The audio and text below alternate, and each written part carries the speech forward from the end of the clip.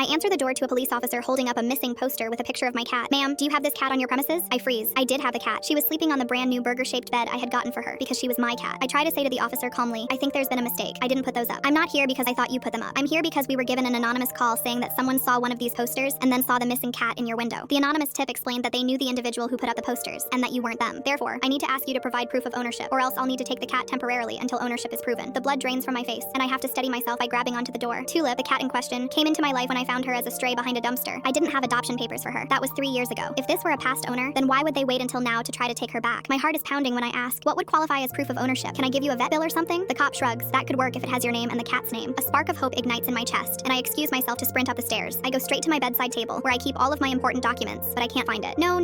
I never lose things. Everything in my home has a place. It has to. I can't help it. I was diagnosed with OCD at a young age, and I feel as if little needles are stabbing me up and down my spine when things are out of order. And yet, Tulip's paperwork was not where it was supposed to be. My heart is pounding too fast, and I start to worry if I'm about to have an episode. Just then, Tuplid rubs against my leg, purring. Ever since moving to an area where I was alone, without friends or family, Tulip has been there to help calm me back down. Something about the vibrations of her purring brings me back to reality, and she has saved me from countless bad episodes. I reach down and pet her, take a deep breath, and then head back downstairs. I force a big smile and ask, it's taking me a minute to find the paperwork. Would you like to come in for a minute while I look? The cop shook his head. I can't spend forever waiting. Please, I swear I have proof. I just need a minute. I have coffee and donuts? The cop narrows his eyes at me. I chuckle awkwardly. Too cliche, but he ends up agreeing anyway. While he's sitting at my kitchen table, I race back up the stairs and frantically begin to tear my room apart. That horrible feeling rakes at the back of my brain, but I do everything to ignore it. I had to find proof. I couldn't let him take away Tulip. I quickly emailed the vet office asking for copies, but got an automated response telling me that the office was closed for the next few days due to building repairs. I groaned. Then I remembered Tulip's vest. Since I was renting a townhome that didn't allow pets, I had to get Tulip certified as an emotional support animal and bought her a name tag and vest. I rushed to the linen closet and froze stiff before even opening it. The carpet in front of the door looked wrong. I always swiped my feet side to side a couple of times in front of the door to even out the carpet. But here I was looking down at a clear impression, showing where someone stood in front of the door. Then, when I opened the door, Tulip's leash and vest were missing. I felt a cold wave of terror pass over me as I realized what was happening. Not only did someone put up fake posters, but they also broke into my home to steal any proof I had that I owned Tulip. I was shaking. I didn't have time because I was sure the cop downstairs was getting impatient. I started to see stars this time. Again, Tulip senses I need help, and this time I pick her up and hold her close. I moved to a new city to get away from an abusive home. I felt alone and lost until I found her. The cop called up from downstairs asking for me. I had tears in my eyes, but told myself I had to focus. Maybe I could still convince him that Tulip was my family. But when I got to the bottom of the steps, I was distracted by 3 sandwich baggies lying on the kitchen table. Their contents included a flathead screwdriver, a piece of red fabric, and a business card. Before I could ask what was with the stuff, the cop asked me, your home is too weirdly clean and neat to have a ripped screen and muddy fingerprints on the edge of the windowsill. Obviously someone broke in. Any idea who would and why? My jaw dropped. I looked back down at the items. The screwdriver that ripped through the screen was owned by the same person who always wore a red jacket, and from her ripped jacket pocket, a scrap piece of fabric and one of her business cards fell out. It was the one person in the world who had a problem with Tulip, my landlord, Mrs. Baker. She came up with this plan to get her hands on Tulip. After an investigation, emails were found on her laptop where she told a shelter 2 counties over that she had a very sick cat she wanted to be put down humanely. Tulip and I moved shortly after her arrest.